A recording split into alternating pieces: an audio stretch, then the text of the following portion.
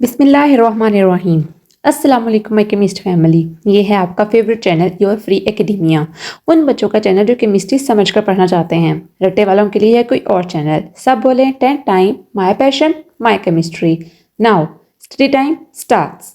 Okay बच्चों, कल के लेक्चर में हमने स्टडी किया था physical properties and chemical properties of metals. हमने देखा था कि मेटल्स जो होते हैं वो कैसे अपनी फिजिकल प्रॉपर्टीज शो करते हैं, और हमने रीजनिंग भी देखी थी कि वो फिजिकल प्रॉपर्टीज शो तो करते हैं लेकिन आखिर इसकी रीज़न क्या है कि वो ये पर्टिकुलर फिजिकल प्रॉपर्टीज या केमिकल प्रॉपर्टीज शो कर रहे हैं। तो बच्चों लेक्चर स्टार्ट करते हैं आज का। लेक्चर स्टार्ट करने से पहले मैं आप सबसे रिक्वेस्ट करती हूँ कि वीडियो को लाइक करें, एक अच्छा सा कमेंट करें, चैनल को लाजमी सब्सक्राइब करें और बेल आइकन को भी प्रेस करें ताकि नए आने वाली वीडियो आप तक फौरन पहुंच जाए। ओके बच्चों, अगर आज के लेक्चर की बात की जाए तो आज का लेक्चर हमारा है electro positive character of metals. जब से मैंने ये चैप्टर स्टार्ट किया है, आज हमारी जो है वो थर्ड वीडियो है। मैंने आपको इलेक्ट्रोपॉजिटिव करैक्टर ऑफ मेटल्स के बारे में बहुत बार कहा है कि मेटल्स का इलेक्ट्रोपॉजिटिव करैक्टर होता है, इलेक्ट्रोपॉजिटिव करैक्टर ये शो करते हैं। आज हम बेसिकली देखेंगे कि इलेक्ट्रोपॉजिटिव करैक्टर असल में होता क्या है, इसकी डिटेल एक्सप्लेनेशन देखेंगे और साथ साथ हम देखेंगे कि इसका पीरियड में और ग्रुप्स में इसका ट्रेंड कैसे है और कैसे ये इन्फ्लुएंस करता है, और उसके साथ साथ हम इसका रिलेशन चेक करेंगे आयोनाइजेशन एनर्जी के साथ, जो कि हम ऑलरेडी पढ़ चुके हैं लेकिन अब इसको हम दोबारा रिवाइज करेंगे इस चीज़ को। तो बच्चों सबसे पहले इलेक्ट्रोपॉजिटिव करैक्टर को समझते हैं। तो हमें पता है कि मेटल्स के पास इतनी टेंडेंसी होती है कि वो अपने इलेक्ट्रॉन्स को क्या कर सकें, लूज कर सकें। अब जब वो इलेक्ट्रॉन्स को लूज करते हैं तो जाहिर बात है जब एक इलेक्ट्रॉन हमारे किसी भी एटम से जाता है तो इन रिजल्ट हमारे पास कैटाइन फॉर्म होता है। ये जो कैटाइन फॉर्मेशन होती है यही हमारे पास बेसिकली इलेक्ट्रोपॉजिटिव करैक्टर होता है मेटल्स का। इसी वजह से हम इसको कहते हैं कि ये इलेक्ट्रोपॉजिटिविटी शो कर रहे हैं या फिर ये शो कर रहे हैं मेटेलिक करैक्टर। मेटेलिक करैक्टर क्यों कहते हैं, क्योंकि मेटल्स को हमने इस तरह डिफाइन किया हुआ है कि मेटल्स जो होते हैं वो पॉजिटिव आयंस बनाते हैं, तो ये उनका एक खास प्रॉपर्टी होगी जो उनके साथ लिंक है, तो इसको हम कहते हैं मेटेलिक करैक्टर। अब हम कुछ एग्जांपल्स देखते हैं। फॉर एग्जांपल हम देखते हैं कि सोडियम जो हमारे पास है उसके पास अगर हम उसका चेक करें एटॉमिक नंबर तो 11 होता है। मीन्स इसके पास 11 इलेक्ट्रॉन्स हैं। ये अक्सर अपना एक इलेक्ट्रॉन दे देता है क्योंकि इसके पास इसको 7 इलेक्ट्रॉन्स जो गेन करना है वो काफ़ी मुश्किल लगता है, तो क्या करता है कि अपना इलेक्ट्रॉन दे देता है। तो इसके बाद क्या करते हैं 10 इलेक्ट्रॉन्स रह जाते हैं। तो ये कैसे बनता है reaction, sodium goes to sodium plus plus E minus. Means कि इसने अपना एक इलेक्ट्रॉन जो है वो दे दिया है और ये sodium cation mean positive ion collector इसने अडॉप्ट कर लिया, फॉर्म कर लिया। अगर हम देखें मैग्नीशियम तो हमें पता है कि मैग्नीशियम के आउटर मोस्ट शेल के अंदर कितने इलेक्ट्रॉन्स होते हैं, 2 इलेक्ट्रॉन्स होते हैं। तो ये ज़्यादा कोशिश करेगा कि अपने 2 इलेक्ट्रॉन्स दे दे। हमने ये पढ़ा था कि जब भी किसी भी एटम्स के अंदर या एलिमेंट्स के अंदर 4 से लेस इलेक्ट्रॉन्स होते हैं वो कोशिश करते हैं कि वो अपने इलेक्ट्रॉन्स को दे दें किसी को। ठीक है, तो सेम मैग्नीशियम यही कोशिश करता है कि वो अपने 2 इलेक्ट्रॉन्स को दे दे। तो ये क्या बनाता है, magnesium plus plus plus 2 E minus. तो ये अपने 2 इलेक्ट्रॉन्स को यहाँ से बाइंड कर रहा है। ये बेसिकली क्या है, इनका ये इलेक्ट्रोपॉजिटिव करैक्टर ही है कि ये अपने इलेक्ट्रॉन्स को बाइंड कर रहे हैं और इसके नतीजे में इनके पास क्या positive character mean positive ions की अबंडेंसी हो रही है, ज्यादा हो रहे हैं पॉजिटिव आयंस। जितने ज्यादा हमारे पास इलेक्ट्रॉन्स निकाले जाएंगे उतने इनके ऊपर पॉजिटिव आयंस ज्यादा होते जाएंगे और साथ साथ इन रिजल्ट हमारे पास क्या होगा कि इनका पॉजिटिव करैक्टर या इलेक्ट्रोपॉजिटिव करैक्टर या मेटेलिक करैक्टर जो होगा वो इंक्रीज करता जाएगा। और इसके साथ साथ मैं आपको एक पॉइंट बता दूं कि हमने इधर यहाँ पे आपकी बुक के ऊपर ना एक वैलेंसी का कॉन्सेप्ट भी दिया हुआ जो कि हमारे चैप्टर नंबर 1 में पढ़ चुके हैं कि जितने एक एटम या एलिमेंट अपने इलेक्ट्रॉन्स को दे सकता है उसको कहते हैं वैलेंसी। अब मैग्नीशियम जो है हमारे पास अपने 2 इलेक्ट्रॉन्स को दे सकता है किसी भी दूसरे एलिमेंट को, तो इसका मतलब क्या हुआ, इसकी वैलेंसी क्या होती है पॉजिटिव 2। सोडियम जो होता है हमारे पास अपना एक इलेक्ट्रॉन आसानी से दे सकता है क्योंकि उसके इनर शेल में जाके अपने उस 8 इलेक्ट्रॉन में से निकालना, अगर हम इसकी इलेक्ट्रॉनिक कन्फिगरेशन चेक करें 2 8 1, यहां से इलेक्ट्रॉन इस 8 इलेक्ट्रॉन में से एक इलेक्ट्रॉन निकालना इट्स क्वाइट डिफिकल्ट। तो क्या करता है वो अपना यही पाई जो वेलेंस इलेक्ट्रॉन का है इलेक्ट्रॉन इसको बाहर निकाल देता है। इसके नतीजे में क्या होता है कि सिर्फ ये वाली चीज स्टेबल हो जाती है 2 और 8। हमने पढ़ा था कि LM शेल्स के अंदर ये चीज स्टेबिलिटी पे आ जाती है, लेकिन ये वाला जो 1 इलेक्ट्रॉन है हमारे पास ये निकल जाता है और इसके नतीजे में क्या होता है हमारे पास ये पॉजिटिव आयन बना देता है और ये इसकी क्या है वैलेंसी। अगर हम इसका ट्रेंड चेक करें इलेक्ट्रोपॉजिटिविटी का ग्रुप्स और पीरियड्स के अंदर, तो सबसे पहले हम ऐसा करते हैं कि हम अपना ग्रुप बना लेते हैं, ग्रुप 1 देख लेते हैं और सेकंड पीरियड देख लेते हैं। ग्रुप 1 बनाते हैं तो हमारे पास आता है lithium, sodium, potassium, rubidium, caesium और फ्रेंसियम। और साथ साथ अगर हम इन रिस्पेक्टिव हम अपना ग्रुप देखते हैं तो लिथियम के बाद आता है beryllium, boron, carbon, nitrogen, oxygen, fluorine और नियोन। ठीक है, ओके बच्चों, सबसे पहले चेक करते हैं डाउन द ग्रुप। आप देखो सबसे पहले लिथियम है, फिर सोडियम है, फिर पोटेशियम है, फिर रुबिडियम, सीजियम और फ्रेंसियम, ये हमारे पास डाउन द ग्रुप सारे एलिमेंट्स आते हैं। तो हमें पता है कि डाउन द ग्रुप जाते हैं तो हमारे पास जो एटॉमिक साइज होता है वो इंक्रीज करता है। ठीक है, जब एटॉमिक साइज इंक्रीज कर रहा है तो जो न्यूक्लियस की आउटर इलेक्ट्रॉन्स के ऊपर अट्रैक्शन होती है वो क्या होती है, वो डिक्रीज कर जाती है।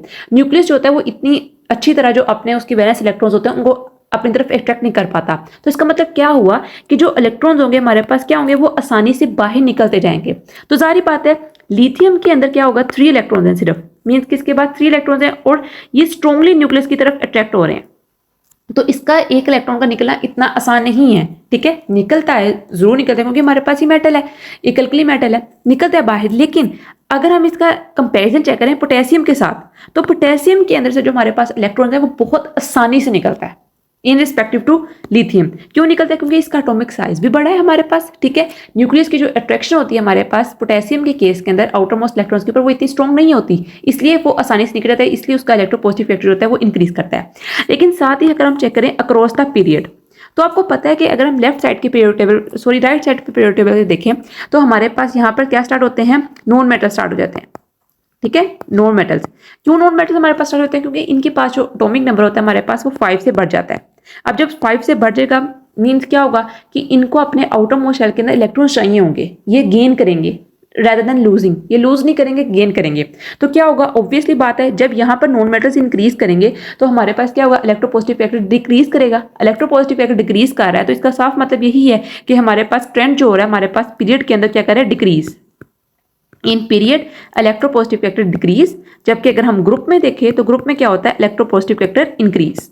या कि बुक में भी लिखा हुआ है लेकिन मैंने आपको पूरा एक पीरियड टेबल से बता दिया ताकि आपको समझ आ जाए। बुक के ऊपर लिखा हुआ है नो डाउट, लेकिन वहां पर इस तरह पूरा पीरियड टेबल बनाकर नहीं बताया हुआ, उन्होंने सिंपल सीधी सीधी लाइंस लिखी हुई हैं। तो मैंने इसलिए आपको ये समझाया है इस तरह पीरियड टेबल के थ्रू, ताकि आपको समझ आए कि कहाँ से हम कहाँ मूव कर रहे हैं। ठीक है बच्चों, अब दूसरे पॉइंट पे बच्चों उन्होंने इलेक्ट्रोपॉजिटिव करैक्टर का, मैं ईपी लिख रही हूँ, और आयनाइजेशन एनर्जी का आईई, ठीक है, इनका रिलेशन बताया।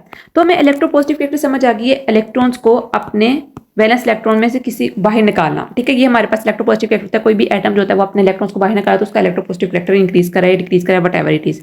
ठीक है, तो आयनाइजेशन एनर्जी बच्चों क्या होती है, आयनाइजेशन एनर्जी बेसिकली वो एनर्जी होती है जो कि हमें किसी एटम को देनी पड़ती है ताकि वो अपना एक इलेक्ट्रॉन क्या करे, बाहर निकाल सके। तो बच्चों आप यहां पर एक कॉन्सेप्ट समझो, बहुत गौर से समझना है। एक हमारे पास एलिमेंट है जिसका एटॉमिक नंबर है 3 और एक हमारे पास है जिसका एटॉमिक नंबर है 11। ठीक है, अब देखो यहां पर अब 3 इलेक्ट्रॉन सिर्फ हमारे पास एक एटम के अंदर प्रेजेंट है, तो जो न्यूक्लियस होगा वो इनको बहुत ज्यादा फोर्स से क्या करेगा, अपनी तरफ अट्रैक्ट करेगा। ठीक है, अट्रैक्ट ज्यादा फोर्स से करेगा, जाहिर बात है कि हमें डबल आयनाइजेशन एनर्जी देनी पड़ेगी। क्यों डबल आयनाइजेशन एनर्जी देनी पड़ेगी, क्योंकि ये 3 के 3 इलेक्ट्रॉन्स होंगे वो बहुत स्ट्रांगली सोडियम के साथ क्या करेंगे, अट्रैक्ट हो रहे होंगे। तो हमें डबल एनर्जी देनी पड़ेगी ताकि हम एक इलेक्ट्रॉन को बाहर निकाल सकें।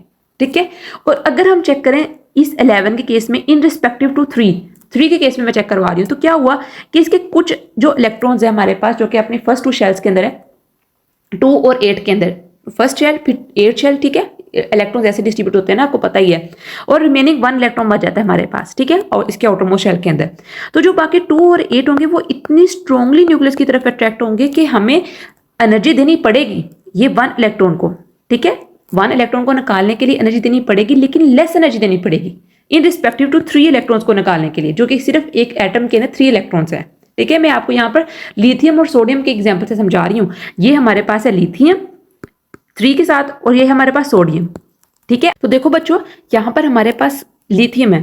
अब लिथियम के पास सिर्फ 3 इलेक्ट्रॉन्स हैं, जो न्यूक्लियस है इनको स्ट्रांगली अपनी तरफ अट्रैक्ट कर रहा है। तो इसका मतलब क्या हुआ, इसके ऊपर न्यूक्लियर चार्ज है वो हमारे पास इंक्रीज कर रहा है, न्यूक्लियर चार्ज इंक्रीज कर रहा है। लेकिन हम यहाँ पर चेक करें रिलेशन किसके साथ, सोडियम के साथ, तो हमारे पास 2 और 8 इलेक्ट्रॉन जो है, मींस के जो फर्स्ट 2 शेल्स के अंदर इलेक्ट्रॉन है ये ज्यादा स्ट्रांगली अट्रैक्ट हो रहे हैं इरिस्पेक्टिव टू 1 इलेक्ट्रॉन जो कि बाहर है। तो इसका मतलब क्या हुआ कि लिथियम का जो न्यूक्लियर चार्ज है वो ज्यादा है।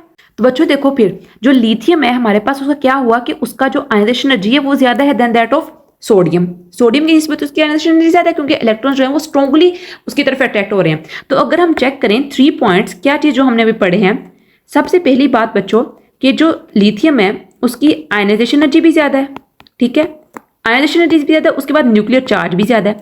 अब देखो बच्चों जब उसका न्यूक्लियर चार्ज भी ज्यादा है, आयनाइजेशन एनर्जी भी ज्यादा है, तो क्या इसके अंदर से इलेक्ट्रॉन्स क्या आसानी से निकलेगा, नहीं बच्चों, इसके अंदर इलेक्ट्रॉन जो है वो मुश्किल से निकलेगा, क्योंकि जो 3 इलेक्ट्रॉन्स हैं वो स्ट्रांगली न्यूक्लियस की तरफ क्या है, अट्रैक्टेड है। स्ट्रांगली न्यूक्लियस की तरफ अट्रैक्टेड होने से मुराद क्या है कि इतनी आसानी से नहीं निकलेंगे। तो जो इलेक्ट्रोपॉजिटिव करैक्टर होगा लिथियम का वो कम होगा इन रिस्पेक्टिव टू सोडियम। तो बच्चों अगर हम इससे रिजल्ट निकालें तो हमें रिजल्ट क्या मिला कि स्मॉल साइज जो एटम्स होंगे, ठीक है, स्मॉल साइज एटम्स, उनका न्यूक्लियर चार्ज ज्यादा होगा, उनकी आयनाइजेशन एनर्जी भी ज्यादा होगी, लेकिन उनका जो इलेक्ट्रोपॉजिटिव करैक्टर होगा ना बच्चों वो कम होगा। अगर हम रिलेशन चेक करें, ठीक है, किसके साथ, इन तीनों पॉइंट्स के साथ, न्यूक्लियर चार्ज के साथ, आयनाइजेशन एनर्जी के साथ। अब देख लो, सपोज हम डाउन द ग्रुप जा रहे हैं फर्स्ट पीरियड के अंदर, लिथियम, सोडियम, पोटेशियम, रुबिडियम और सीजियम तक कर लेते हैं, ठीक है।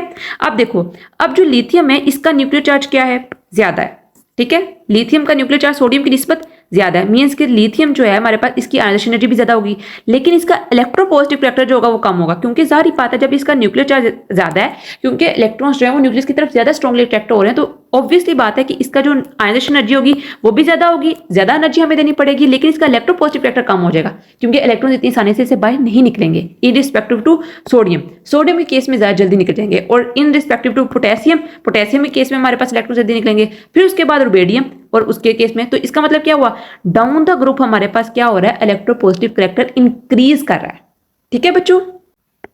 जो आ की बुक पे एग्जांपल दी हुई है ना, वो दी हुई है सोडियम की, और साथ आपकी दी हुई है मैग्नीशियम की। सोडियम के ऊपर चार्ज क्या होता है 11, मैग्नीशियम के ऊपर चार्ज क्या होता है 12, ठीक है। इसकी इलेक्ट्रॉनिक कॉन्फ़िगरेशन तो आती है 2, 8 और 1, और मैग्नीशियम की क्या है 2, 8 और 2, ये हमारे पास इलेक्ट्रॉनिक कॉन्फ़िगरेशन है। इसके अंदर से हमने एक इलेक्ट्रॉन निकालना है, इसमें से हमने 2 इलेक्ट्रॉन निकालने हैं, मीन्स कि इसके लिए हमें डबल एनर्जी देनी पड़ेगी, ठीक है। सोडियम की जो एनर्जी होती है +496 किलो जॉल्स पर मोल, और मैग्नीशियम की हमने जब एक इलेक्ट्रॉन में से एक इलेक्ट्रॉन निकालना है इसके एटम में से, तो हमें देनी पड़ेगी +738 किलो जॉल्स पर मोल, ये हमें एनर्जी देनी पड़ेगी। और जब हमने दूसरा इलेक्ट्रॉन निकालना है तो हमें इसे डबल एनर्जी देनी पड़ेगी, इससे डबल एनर्जी देनी पड़ेगी, जो कि है 1431 किलो जॉल्स पर मोल, डबल एनर्जी होगी इसके पास। तो इसका मतलब क्या हुआ, एक इलेक्ट्रॉन निकाल लिया, ठीक है, एनर्जी दी, लेकिन दूसरा इलेक्ट्रॉन जो हमारे पास रह गया वो ज्यादा स्ट्रांगली न्यूक्लियस की तरफ आ गया, उसको न्यूक्लियस ने ज्यादा स्ट्रांगली अपनी तरफ अट्रैक्ट कर लिया, जिसकी वजह से क्या हुआ, उसकी आयनाइजेशन एनर्जी इंक्रीज कर गई है। तो जब आयनाइजेशन एनर्जी इंक्रीज करी है तो न्यूक्लियर चार्ज भी इंक्रीज करा है, न्यूक्लियर चार्ज इंक्रीज किया तो जाहिर बात है इसका इलेक्ट्रोपॉजिटिव करैक्टर जो है वो डिक्रीज कर गया है मैग्नीशियम आयन का, ठीक है।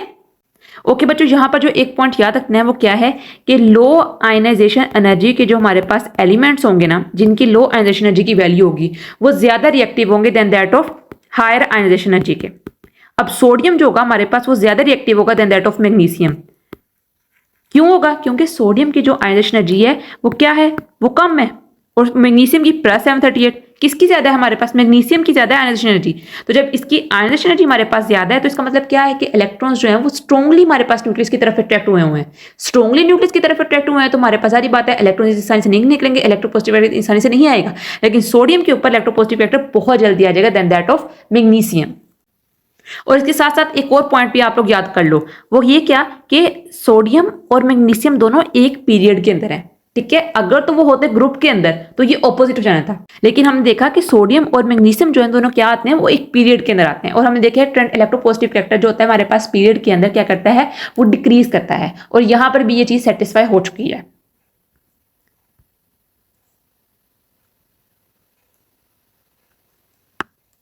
Metals have the tendency to lose their valence electrons. This property of metals is termed as electropositivity or metallic character.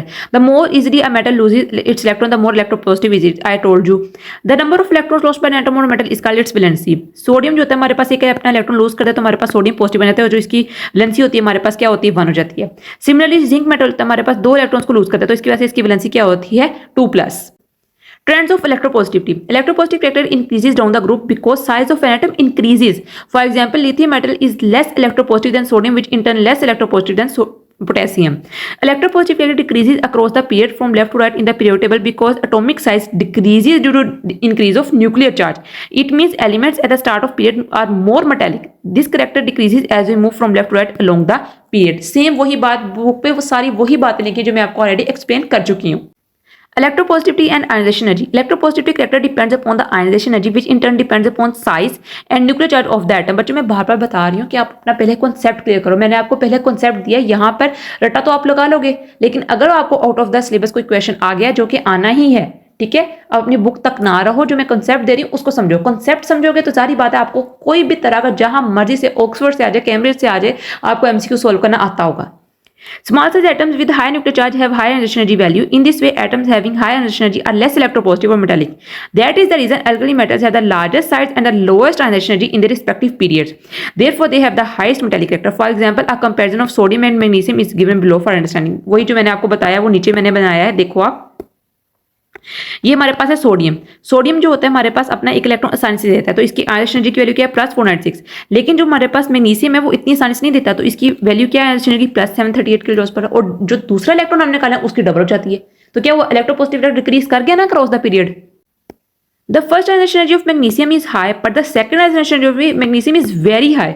It becomes very difficult to remove second electron from the magnesium ion as nuclear charge attracts the remaining electron strongly. As a result of this attraction, size of the ion decreases. Okay बच्चों, आज के लिए इतना ही। I hope so कि आपको आज के lecture की अच्छी तरह समझ आई होगी। मैंने बहुत इजी वे में आपको सब कुछ एक्सप्लेन किया है, सारे कॉन्सेप्ट्स मैंने आपको रिकॉल करवाए हैं जो कि हम ऑलरेडी पढ़ चुके हैं। लेकिन अगर आपको फिर भी किसी चीज़ की समझ नहीं आ रही है तो मुझे कमेंट सेक्शन में लाजमी बताओ, ताकि मैं आपकी हर एक क्वेरी का जवाब दे सकूँ।